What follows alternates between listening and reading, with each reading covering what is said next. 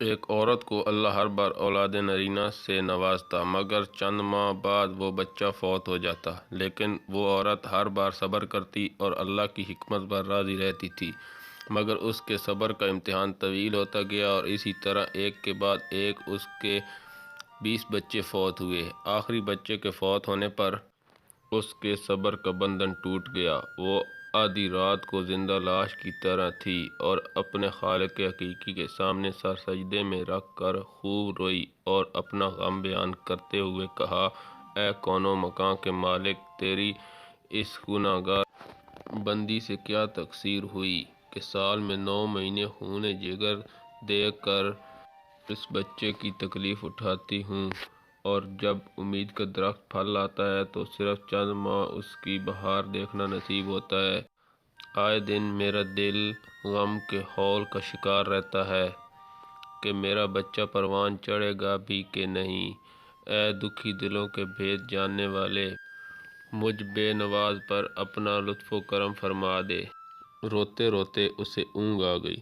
خواب میں ایک شگفتہ پر بہار باغ دیکھا جس میں وہ سیر کر رہی تھی کہ سونے چاندی کی اینٹوں سے بنا ایک محل نظر آیا جس کے اوپر اس عورت کا نام لکھا ہوا تھا۔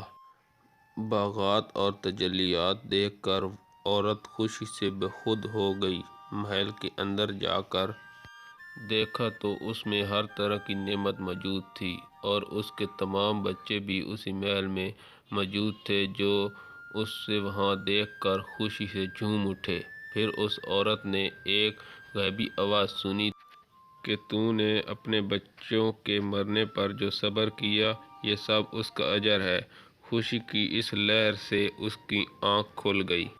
جب وہ خواب سے بیدار ہوئی تو اس کا سارا ملال جاتا رہا اور اس نے بھیگی ہوئی آنکھوں سے عرض کیا، یا الہی، اگر اب تو اس سے بھی زیادہ میرا خون بہا دے تو میں راضی ہوں۔ اب اگر تو سینکڑوں سال بھی مجھے اسی طرح رکھے تو مجھے کوئی غم نہیں۔ یہ انعام تو میرے صبر سے کہیں زیادہ ہے۔ دوستو، انسان کو ہر حال میں صبر کا دامن تھامے رکھنا چاہیے، کیونکہ یہی چیز انسان کو اللہ کے زیادہ قریب لاتی ہے۔